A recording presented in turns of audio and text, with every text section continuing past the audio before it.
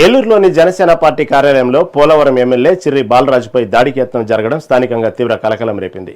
Party నిర్మాణ సారథుల ఎంపిక కమిటీకి దరఖాస్తు చేసుకునేందుకు వచ్చిన ఎమ్మెల్యే మీడియాతో మాట్లాడుతుండగా ఏలూరు జనసేన నాయకుడు బొత్స మధు ఆయనపై దాడికి ప్రయత్నించారు. భద్రతా సిబ్బంది, పోలీసులు వెంటనే అప్రమత్తమై నిందితుడిని అదుపులోకి తీసుకున్నారు. ఈ సందర్భంగా పోలవరం జనసేనలో వర్గ విభేదాలను బహిర్గతం చేసిన ఎమ్మెల్యే కొందరు నాయకులు తనపై కావాలనే దుష్ప్రచారం చేస్తూ ఇబ్బందులు పెడుతున్నారని ఆవేదన వ్యక్తం చేశారు. నియోజకవర్గం సంబంధించి ఇటు వర్గ విభేదాలు అయితే బగ్గుమనే దీనికి సంబంధించి పోలవరం ఎమ్మెల్యే అయితే మనతో పాటు ఉన్నారు. సార్ ఏంటి సార్, గడిచిన మీటింగ్లో అయితే మీకు ఆహ్వానం కూడా రాకుండా జరిగింది, అక్కడ జరుగుతుంది ఏం జరుగుతుంది సార్? అంటే కేవలం ఇది రెండు వర్గాలకు చేసి ఎక్కడ పాలించాలనేటువంటి ఉద్దేశంతోనే జరుగుతుంది. దీన్ని మేము తీవ్రంగా ఖండిస్తున్నాం. ఈరోజు ఏలూరు రావడం కూడా ముఖ్య కారణం గత 2 రోజులు బట్టి ఏదైతే ఈ కమిటీలు సంబంధించి ఏదైతే జనసేన నాయకులు కానీ కార్యకర్తలు కానీ ఎక్కడా కూడా ఇంటిమేషన్ చేయకోకుండా వారి ఇష్టానుసారంగా ఎవరైతే వారు మాట వింటారో, ఎవరైతే వారికి అనుకూలంగా ఉంటారో వారినే అర్జీలు స్వీకరించడం జరుగుతుంది. దీనిపై మా నాయకులందరూ కూడా నా దగ్గరికి వస్తే బాధపడితే ఖచ్చితంగా నేను మీ అండగా ఉంటాను, మీతో వస్తానని నేను ఈరోజు ఈ కార్యక్రమాన్ని రావడం జరిగింది. ఖచ్చితంగా ఏదైతే పవన్ కళ్యాణ్ గారి కోసం, జనసేన పార్టీ కోసం కష్టపడే వ్యక్తులకి సముచిత స్థానం ఖచ్చితంగా ఇవ్వాలి.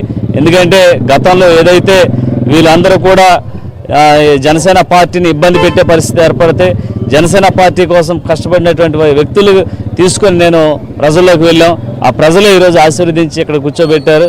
కానీ ఈరోజు ఇబ్బంది పెట్టే పరిస్థితి ఏర్పడుతుంది కాబట్టి ఖచ్చితంగా ఈ అధ్యక్షుల వారే దీనిపై కఠిన నిర్ణయం తీసుకోవాలి. మీరు గెస్ట్ ఎమ్మెల్యేగా ఉన్నారు, అయితే ఇప్పుడు ఎవరైతే సోకాళ్ళ వ్యక్తి మీటింగ్లు నిర్వహిస్తున్నారో అతనే ఇన్ఛార్జిగా కూడా ప్రకటించుకుంటున్న పరిస్థితి ఉంది. అలాగే మీ మీద దాడి జరుగుతున్న పరిస్థితి కూడా దీన్ని ఎలా చూస్తారు? అంటే అది కేవలం నేను వారి మాట వినట్లేదని, వారు చెప్పింది చేయట్లేదనే దాని మీదే ఇదంతా నడుస్తుంది. అది అధ్యక్షులు వారు ఏ నిర్ణయం తీసుకున్నా సరే ఆ నిర్ణయానికి నేను కట్టుబడి ఉంటాను. అలాగే మీ మీద అవినీతి ఆరోపణలు కూడా సోషల్ మీడియాలో అదే నిరూపించండి. నేను బహిరంగ సవాల్ విసురుతున్నా. ఏదైతే ఇలాంటి ఆరోపణలు చేసేటువంటి వ్యక్తుల్ని నేను చాలా మీడియా ముఖంగా నేను సవాల్ చేశాను.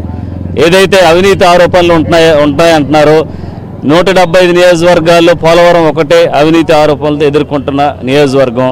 మేము బహిరంగంగా సవాల్ చేస్తున్నాం, మళ్ళీ చెప్తున్నాం. ఇలాంటి ఆరోపణలు చేసినటువంటి వ్యక్తిని గతంలో కూడా జైలుకు పంపించినటువంటి, న్యాయస్థానంలో నిలబెట్టి జైలుకు పంపించినటువంటి పరిస్థితి. ఇలా కావాలనే కొంతమంది వ్యక్తులు ఈ విధంగా చేస్తున్నారు.